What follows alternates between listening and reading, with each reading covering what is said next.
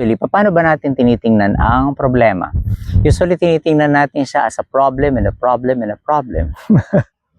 Good day, ladies and gentlemen. This is Sunny of Sunrise 75 channel, the home of educational and positive videos.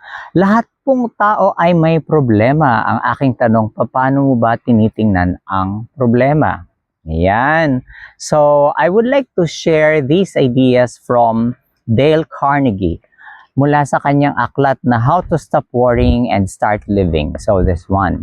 It's a very beautiful book at talagang pag natuto tayo dito, maraming matatanggal, maraming mapapagaan, medyo mapapaganda ang ating buhay dahil sa ating pag-iisip na nakuha natin dito sa ating pag-explore ng aklat na ito. Ayan. So, paano ba natin tinitingnan ang problema? Ang problema ba ay at a glance problema, mamaya iniisip natin as a problem, hanggang bukas is still a problem? Meron po siyang 4 na suggestions dito sa aklat na ito. No? Kung paano natin titingnan ang problema, ganito tayo tumingin o ganito ang pananaw natin tungkol sa problema, 50% of our problems will be eliminated. Ayan. So, how is it and what are those 4 steps that we need to do? Number 1, ang sabi niya rito, what is the problem? In other words, we really have to ask, ano ba talaga ang problema? Aralin natin. We have to identify what's truly the problem. Okay? Pangalawa is, what is the cause of the problem? So ano bang dahilan? Bakit may ganitong problema? Marami nang pwedeng mangyari dyan kapag malinaw na sa atin ano ang problema at anong naging dahilan bakit may ganitong problema. So, with that, we can also offer solution, which yun yung pangatlo.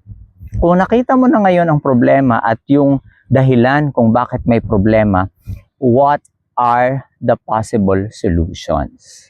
Yan. So, napakaganda, no? Umabot ka na doon sa what are the possible solutions. Number 1, number 2, number 3, or solution 1, solution 2, solution 3. At dahil meron ka nang na-identify na solutions, ang pang-apat na tanong is, from among those solutions which you have listed, what do you think is the best solution you're going to try? Ayan. So, if that is how we see, and if that is how we treat the problem, mukhang marami tayong masasolve na problema. Una, what is the problem? Next, what is the cause of the problem? Third, what are the possible solutions? And fourth, we have to choose from among those solutions, what do you think is the best solution? And of course, the last thing you're going to do is to perform the picked solution, the picked best solution which you considered. At sabi niya rito, sa ganitong steps, sa ganitong pamamaraan kung paano tayo tumingin ng problema, we can solve 50% of our problems. So sana nakatulong sa inyo ang video na ito.